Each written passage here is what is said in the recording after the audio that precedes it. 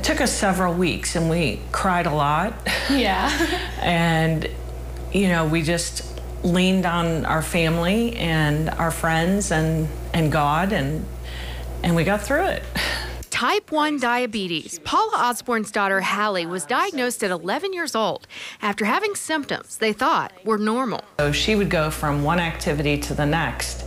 She was growing at the same time, so honestly, although she was drinking a ton of water, I did not notice that she was drinking more water than she should have been and going to the bathroom, because she was happy and just, you know, she was doing enough exercise that it would bring her blood sugar down.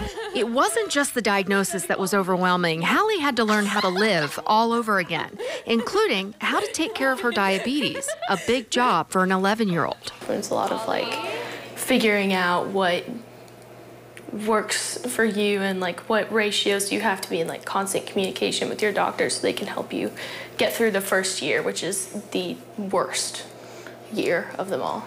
Hallie and her family have adapted to life, but she admits there are still tough times. She's been diagnosed with other issues like thyroidism associated with diabetes.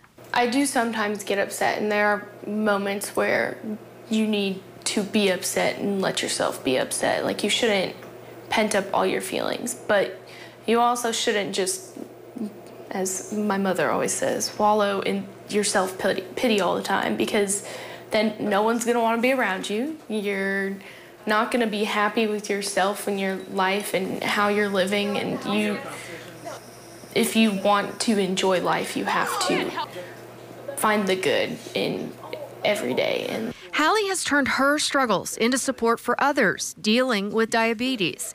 She makes baskets for newly diagnosed patients. Her long-term goals also include helping diabetics. I actually want to be a biomedical engineer or maybe an endocrinologist, but I don't know. If I was going to do biomedical engineering, I'd like to make like pumps. So I really want to do something with diabetics or other like chronically ill people. Jennifer Bayless, WLKY News.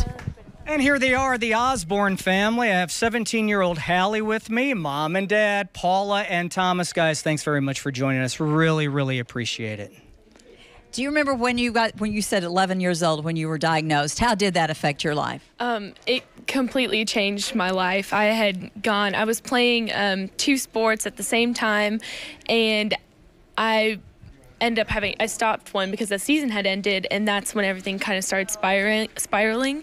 And I didn't know what to do. I didn't know how to handle sports. I didn't know how to handle school. It took me forever to get back to school. I didn't know how to tell people. I didn't know whether to be upfront. It was just a huge life change.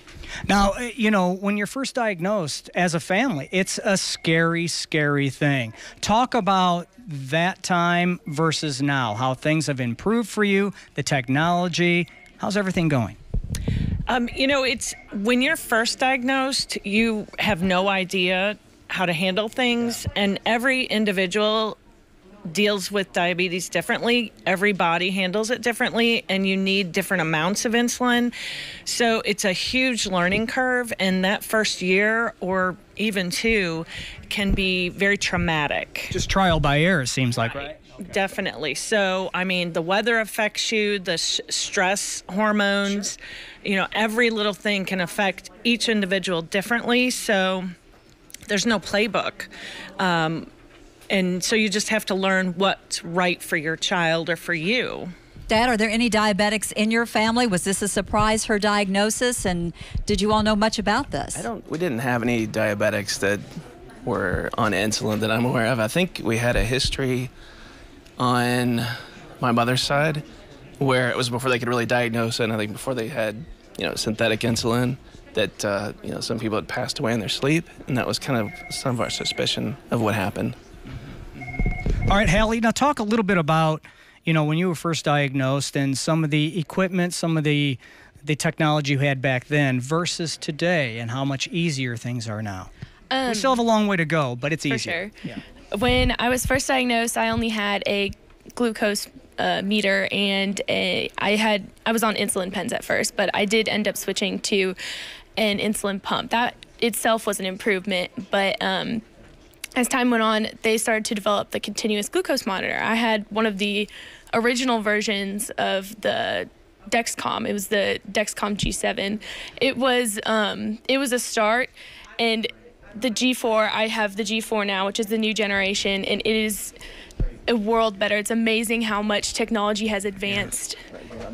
Yeah, it's right here on this arm right here. Yeah, okay. But so it's amazing just how much technology has advanced from just 6 years ago, and most of that has to do with JDRF. A lot of it has to do with JDRF. And the funding, of course. So we need more funding to get better technology and finally make this thing a thing of the past, really. Yes, Okay. for sure. Very well spoken, Osborne family. Thank you all so much for Absolutely. sharing your story with us and being with us tonight. We certainly appreciate it.